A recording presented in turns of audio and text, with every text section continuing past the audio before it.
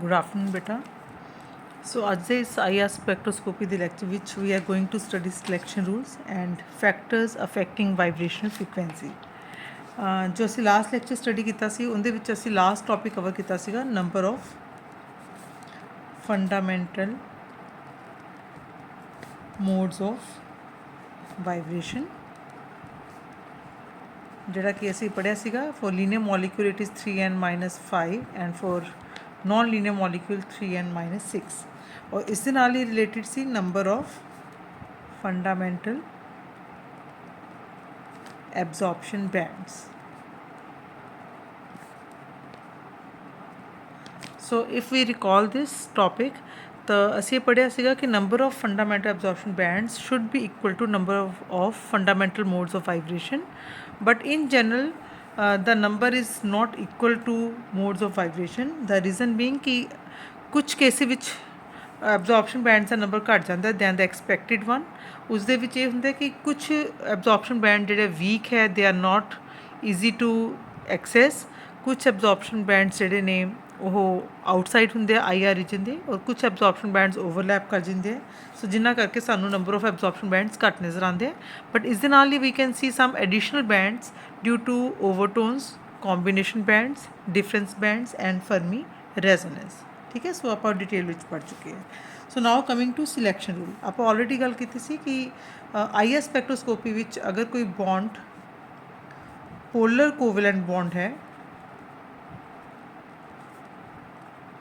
ठीक है, अगर मॉलिक्यूल मान लो सिर्फ यही है AB मॉलिक्यूल है and it is a polar covalent bond, तो इस बॉन्ड में जो स्ट्रैचिंग वाइब्रेशन आएगी मीन्स स्ट्रैचिंग एंड कंप्रेशन, तो उस डाइपोल मूवमेंट चेंज होएगा. ठीक है. So dipole movement will going to change. इसी तरह अगर let us say we are having two polar covalent bonds, ये भी पोलर है, ये भी पोलर है covalent bond, and the two polar covalent bonds they are sharing common atom, ए कॉमन है इन्होंने दोवां दे विच. तो इहदे च आपां स्ट्रैचिंग की गल कर रहे सी. अगर इहदे च बेंडिंग भी हो रही है तो बेंडिंग के नाल भी उन्हां विच डाइपोल मोमेंट की वैल्यू चेंज होएगी. So whether it is stretching motion और द बेंडिंग वाइब्रेशन, तो अगर उनके भी डाइपोल मोमेंट की वैल्यू चेंज होंदी है than oscillating dipole moment is set up along the vibration. उस particular vibration ਦੇ ਨਾਲ dipole moment ਜਿਹੜਾ ਹੈ ਉਹ oscillate ਹੋਏਗਾ. So this oscillate dipole moment it will interact with electric vector of IR radiations. ठीक है. ਇਹਨਾਂ ਦੇ ਆਪਸ ਵਿੱਚ interaction ਹੋਏਗੀ and it will result in absorption of that particular IR wave. So IR radiation.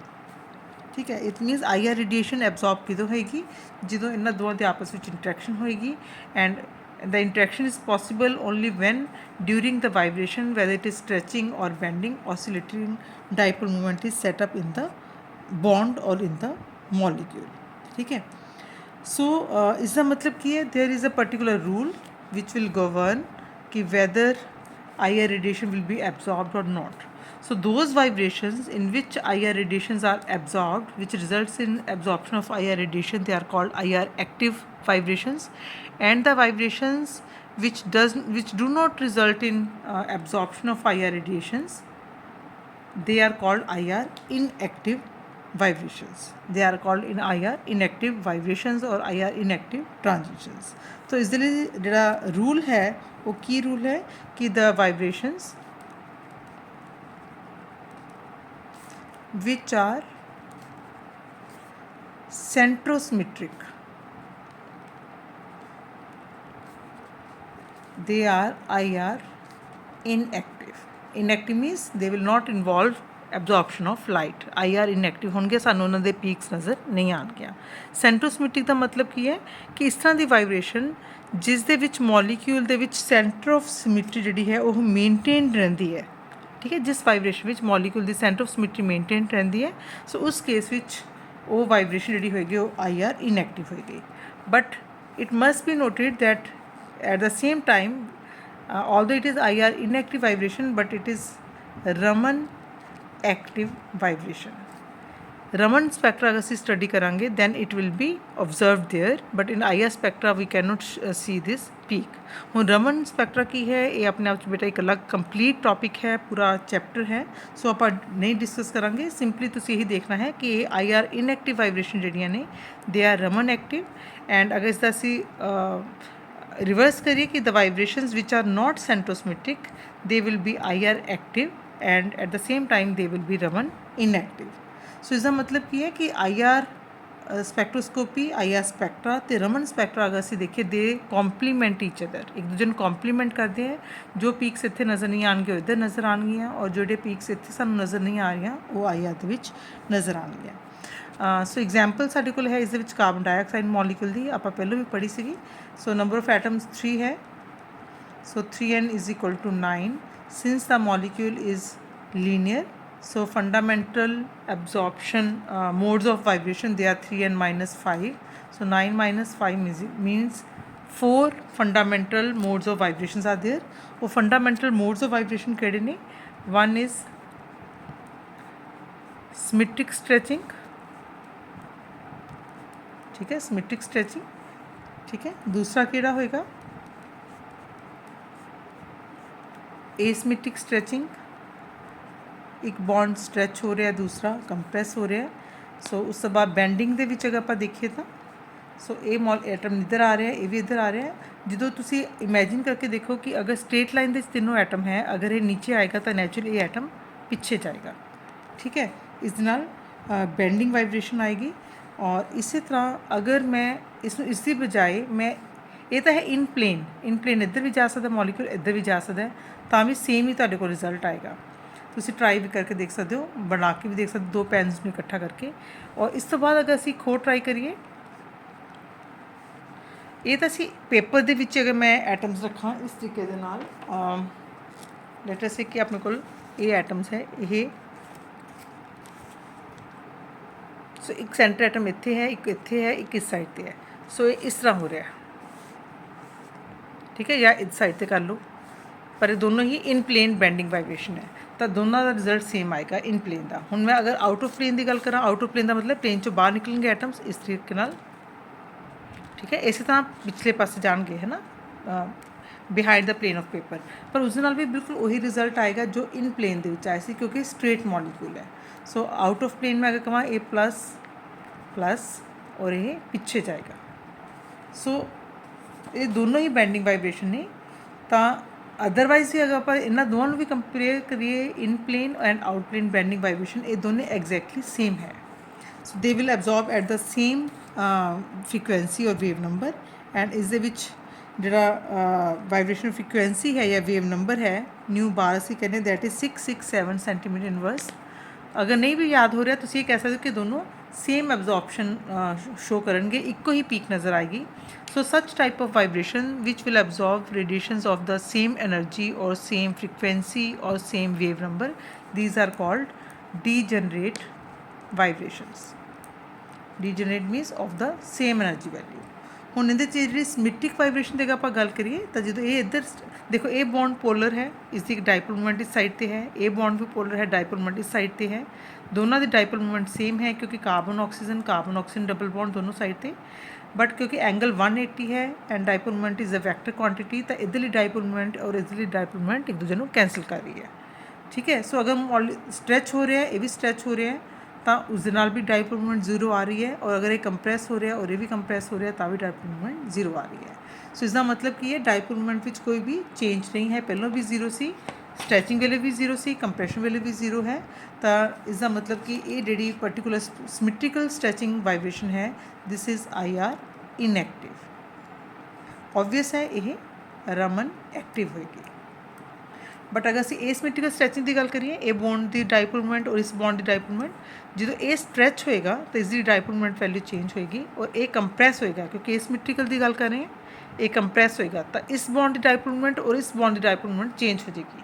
Because dipole moment तुहानूं पता है चार्ज सैपरेशन इंटू डी, तो डी की वैल्यू चेंज हो जाएगी, स्ट्रैच हो रहा है, डी की वैल्यू डिफरेंट, डी की वैल्यू डिफरेंट, इस करके इधरला म्यू तो इधरला म्यू डिफरेंट हो जाएगा, जिसके करके डाइपोल मोमेंट वैल्यू चेंज होएगी and hence this vibration is IR active.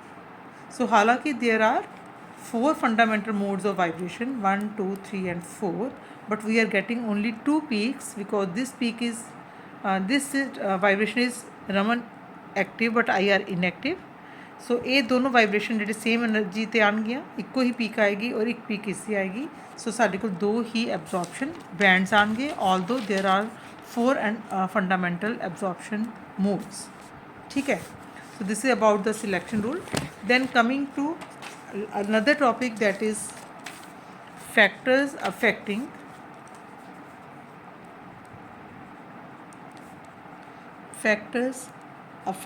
vibrational frequency. सो वाइब्रेशन फ्रीक्वेंसी आप बार बार ही पढ़ चुके हैं. Nu is equal to 1/2 pi k upon mu, है ना, हुक्स लॉ तो ਜਿਹੜਾ मैं ਪਹਿਲਾਂ ਤੁਹਾਨੂੰ ਦੱਸਿਆ ਸੀਗਾ that nu is directly proportional to square root of k, inversely proportional to square root of reduce mass. ਉਹ ਕੀ ਸੀਗਾ? what are the various factors which govern the position of the peak. Peak the position ਲਈ main factor ਕਿਹੜੇ ਨੇ? Peak ਦੀ position ਜਿਹੜੀ find out ਕਰਦੇ ਆ ਉਹਦੇ ਲਈ ਮੇਨ ਫੈਕਟਰ ਹੈ ਫੋਰਸ ਕਾਂਸਟੈਂਟ ਐਂਡ ਰਿਡਿਊਸਡ ਮਾਸ. ਠੀਕ ਹੈ. ਬਟ ਇਸ ਪੋਜੀਸ਼ਨ ਨੂੰ ਹੋਰ ਕਿਹੜੇ ਫੈਕਟਰਸ ਇਨਫਲੂਐਂਸ ਕਰਦੇ ਨੇ ਉਹ ਆਪਾਂ ਹੁਣ ਸਟੱਡੀ ਕਰਨ ਲੱਗੇ ਹਾਂ. ਸੋ ਇਨ ਜਨਰਲ ਅਗਰ ਆਪਾਂ ਇਹਦੇ ਦੇਖੀਏ ਤਾਂ ਸਾਡੇ ਕੋਲ 3 ਮੇਨ ਫੈਕਟਰਸ ਨੇ ਜਿਹੜੇ ਕਿ ਇਸ ਨੂੰ ਵਾਈਬ੍ਰੇਸ਼ਨ ਫ੍ਰੀਕੁਐਂਸੀ ਨੂੰ ਗਵਰਨ ਕਰਦੇ ਦੀ ਪੋਜੀਸ਼ਨ ਨੂੰ ਅਫੈਕਟ ਕਰਦੇ ਆ. One is called vibrational coupling, second is hydrogen bonding, and third is electronic factors. So first coming to vibrational coupling.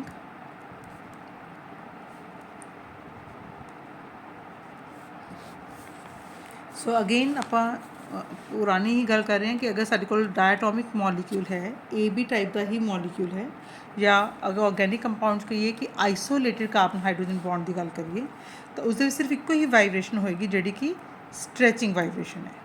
ਠੀਕ ਹੈ.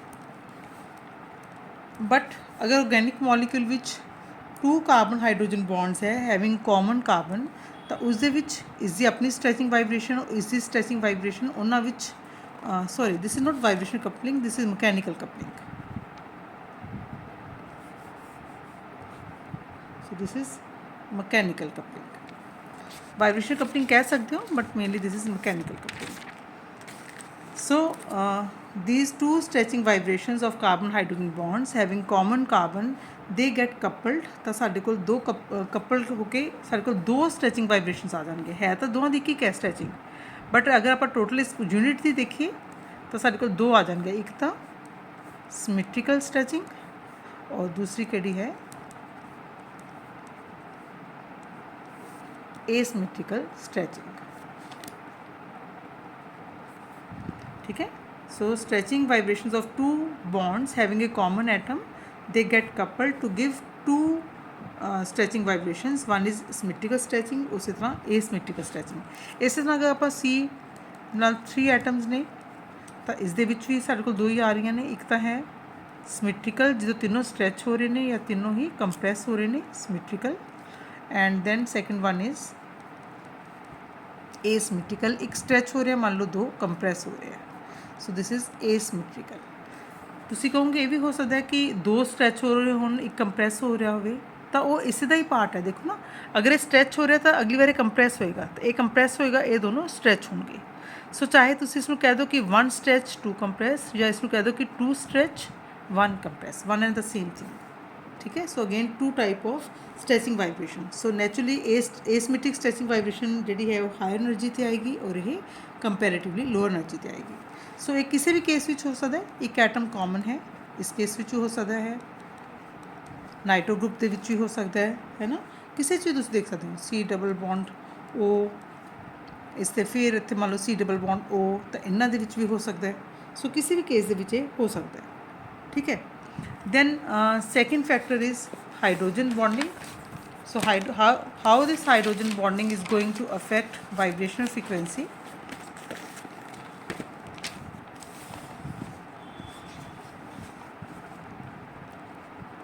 सो देखो हाइड्रोजन बॉन्डिंग ना मेनली की होंगे आप सपोज मैं OH बॉन्ड की गल कर रही हूँ ना, OH बॉन्ड की स्ट्रैचिंग वाइब्रेशन होगी मान लो एल्कोहल दे विच है तो इन जनरल अगर ਅਸੀਂ देखिए कि अगर कोई बॉन्ड विच हाइड्रोजन बॉन्डिंग है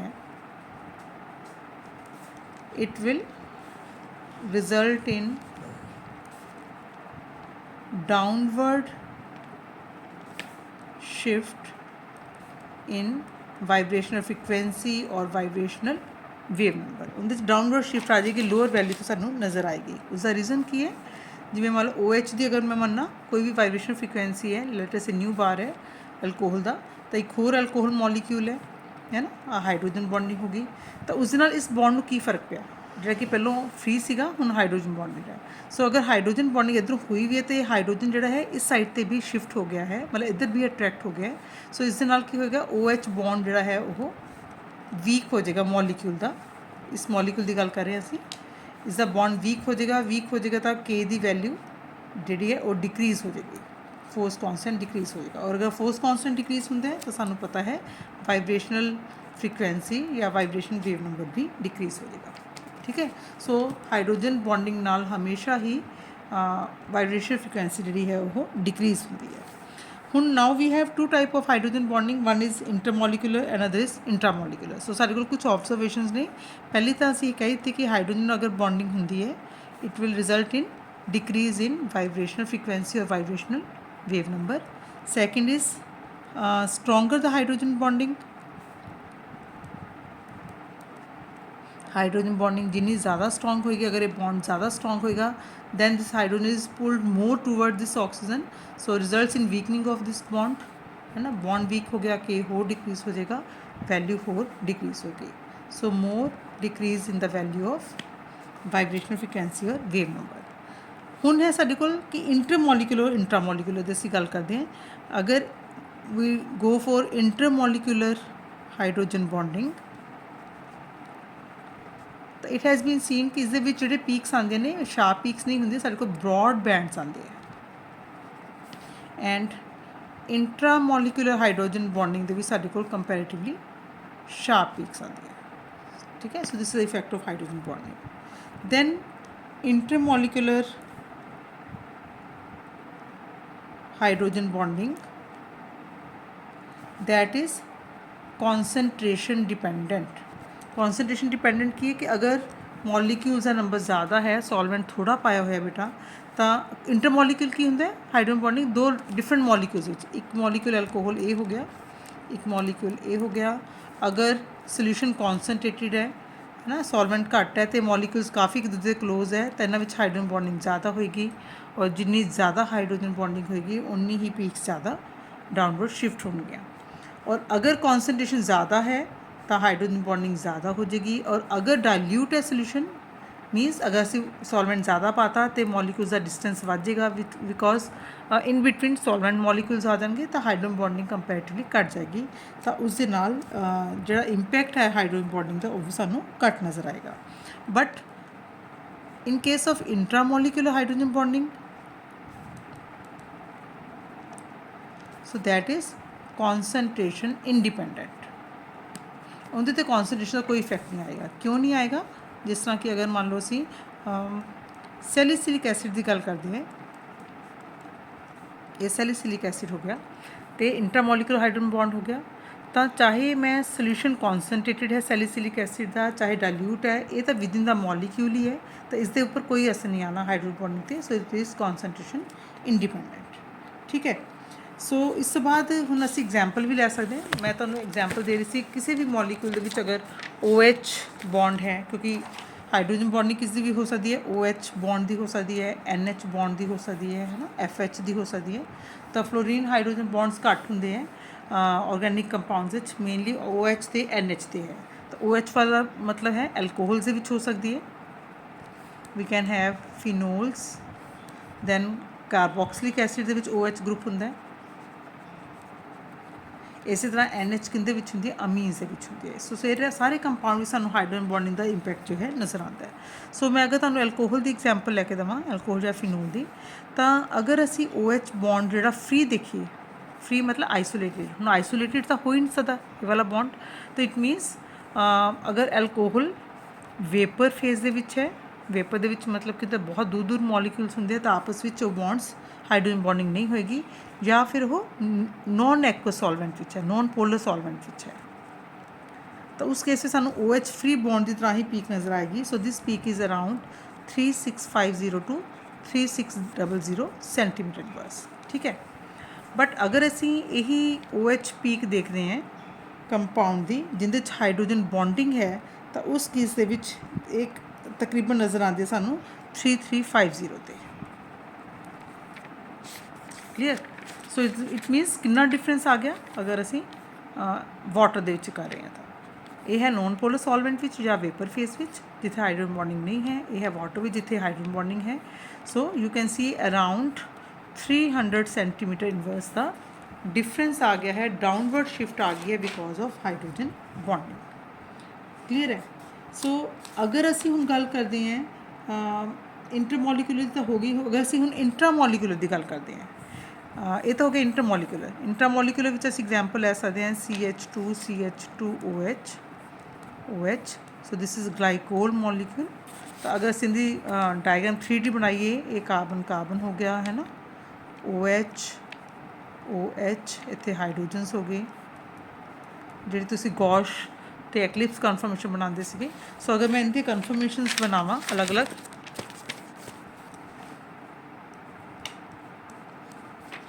सो इत्थे आ गया OH और ये फ्रंट वाला हो गया CH2CH2OH। बैकवर्ड वाला अगर मैं देखा OH है ना, एक H और एक H।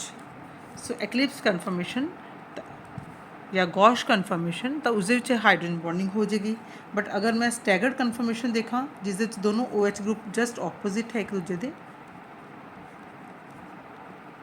सो हालांकि OH OH बॉन्ड है बट ये ऑपोजिट साइड से कन्फर्मेशन जिसनों आप एंटी या स्टैगर्ड करने, स्टैगर्ड एंड एंटी कन्फर्मेशन, तो उस इन्हों हाइड्रोजन बॉन्डिंग नहीं होगी। ठीक है, तो इस केस अगर असीं देखते हैं तो साडे कोल पीक आएगी अराउंड 3644 ते और इस केस में जी पीक आती दैट इज़ अराउंड 3612 ते। सो वी कैन सी कि जो डिफरेंस आ रहा है that is around 30 centimetre inverse का डिफरेंस आ रहा है। तो इंटरमोलिकुलर में उन्ना डाउनवर्ड शिफ्ट नहीं आता जिन्ना कि साडे कोल इंटरमोलिकुलर हाइड्रोजन बॉन्डिंग में आता है। सो इस तरह ही you can go through hydrogen bonding in case of carboxylic acid. So carboxylic acid अगर इस मॉलिक्यूल देखिए, मान लो इतने R है ना, another molecule of carboxylic acid. So you can see तो उनके दो हाइड्रोजन बॉन्ड बन रहे हैं। तो इसका मतलब की है कि इस डाउनवर्ड शिफ्ट सानू ज़्यादा नज़र आएगी क्योंकि हाइड्रोजन बॉन्डिंग ज़्यादा हो रही है। और इस तरह अगर असी अमीन्स की गल करिए